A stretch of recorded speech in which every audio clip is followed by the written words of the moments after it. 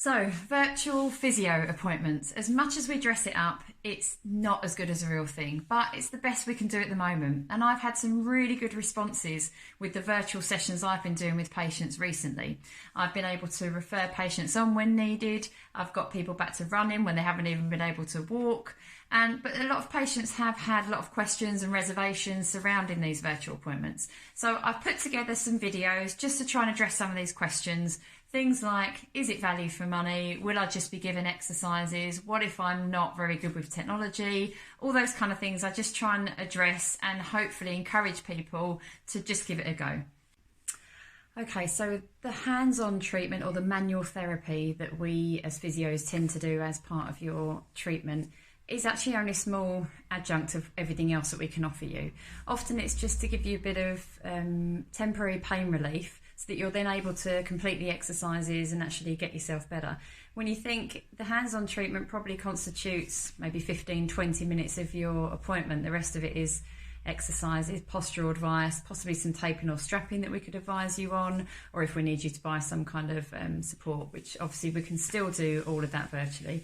It's not the same as having a hands-on treatment in the clinic, but it's the best we can offer now. And when you think that small amount of hands-on treatment takes up such a tiny part of your week, the rest of the week is when you're doing the exercises and following all the other advice we give you, and it's actually that gets you better. A lot of people tend to think, physios have magic hands. It's not anything magic with our hands. I like to think we have magic brains, and it's actually what we tell you, and the other things that you can do which actually gets you better in the long run, which we can obviously give to you virtually. So value for money is subjective. All I can do is explain what you get for your money, and you can obviously decide whether you feel it's worth it. So we provide a 30-minute face-to-face virtual consultation in which we assess, diagnose and advise you. After that appointment, we email you an exercise program which has been specifically constructed for you.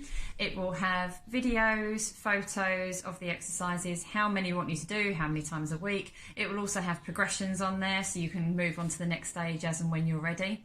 We can also include links on there if there's a YouTube link on self-treatment, self-taping, anything like that we think will help facilitate your recovery. If there's any supports or things we think you could order and would potentially help, we could send links to that as well. And you will also get a follow-up text or call a week later just to see how you're getting on and if you need any other advice or help. And we do all this for £30. So the diagnosis of your problem is multifaceted. As physios, we start observing you as soon as you come into the clinic. We're looking at the way you're walking, the way you're moving. We also want to see the area of your pain. Is there swelling? Is there bruising? Does it look different to the other side? Sometimes there's nothing there at all, and that's fine as well. We will then look at your range of movement. We will ask you to do certain movements, and we can mirror you as you're doing them so you know exactly what it is we're asking you to do. We also listen to your descriptive words. So people will say it's a sharp pain, it's pins and needles, it's a shooting pain, and this gives us as physios quite a good indication of what structure's at fault. We also listen to the mechanism of injury. So is it a traumatic, I fell down the stairs and it came on after that? Is it something you woke up with? Is it something you've had for a while and has just been getting worse, or it's only painful with certain movements? This all helps to give us an indication of what's going on. The special tests, as we call them as physios, are kind of hands-on stuff that we tend to do. Lots of those tests we can actually get you to do yourself, and we can talk you through it, and if you can just then explain to us how it feels, that can give us a really good indication of what's going on. And obviously once we can diagnose it, we can then advise you appropriately. The answer to this one is very easy. It's diagnosis. Diagnosis, diagnosis, diagnosis. If I had £1 for every time someone came into the clinic with heel pain who told me they have plantar fasciitis, because you Google heel pain, that's what it tells you have. This isn't always the case, and getting that differential diagnosis is so important. There's some amazing videos on YouTube which we would direct you to if we think they can help your pain, but just get that diagnosis right first. Otherwise, if you start doing exercises for the injury you think you have, at best it's not going to help you at all, and at worst it could make your condition worsen. So don't panic. There are so many different platforms that we can do these virtual appointments on. quite often the patients are more comfortable just with a WhatsApp call because it's what they're used to and that's how they've been kind of calling family and things. We can also do Zoom appointments, we can do Skype appointments, whatever you're most comfortable with or whatever you've been used to using. If you haven't used any of those, we can give you step-by-step instructions. We could either arrange an appointment at no cost just to make sure you've got the hang of the technology. You can see us, we can see you, and we can hear each other.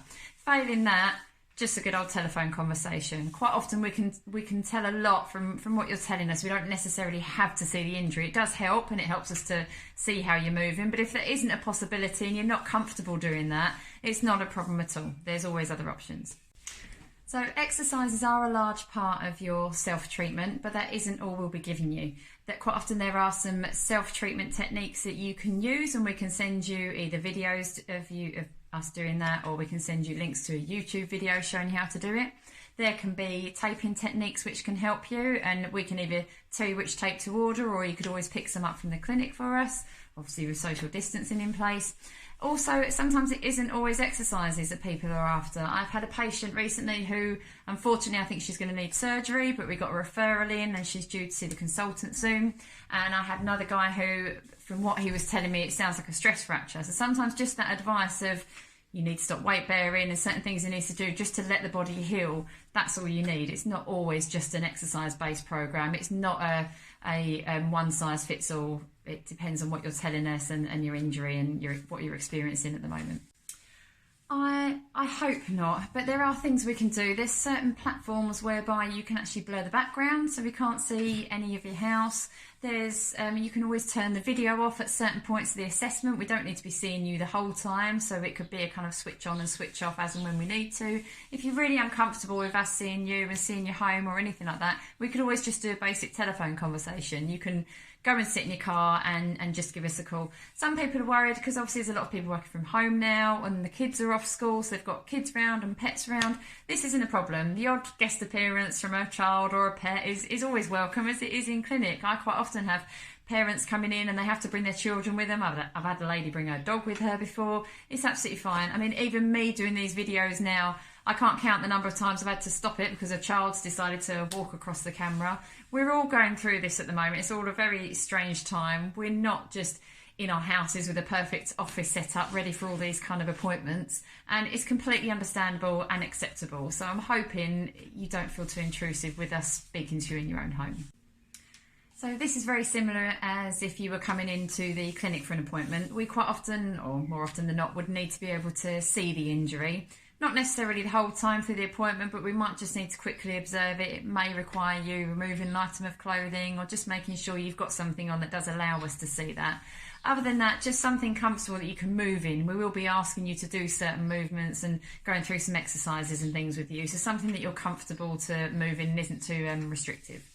So we need to be able to see you, and you ideally need to be able to move freely. So if you're doing it on your phone, holding your phone in front of your face isn't ideal. If you can just prop it up somewhere, or if you've got some kind of stand, or if a partner can hold it for you, that works brilliantly, because then you're free, your hands are free to do the movements or to do the tests and things that we need you to do. Other than that, I just advise setting things up 10-15 minutes before the appointment, just to make sure you can open whatever platform it is you're using. Make sure that you've got a good connection, and just make sure you've got enough charge on whatever it is you're using, whether it be a laptop or a phone. Just make sure there's enough battery to last the whole appointment.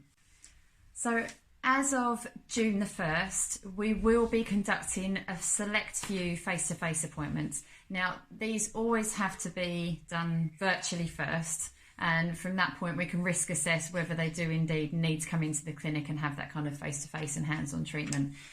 This won't be business as usual. When you come to the clinic, everyone has to don all the PPE that we've got available. Most of the session will still need to be done from a 2-metre distance, and the actual hands-on treatment has to be limited to 15 minutes. So there are circumstances where we can do some hands-on treatment in certain cases.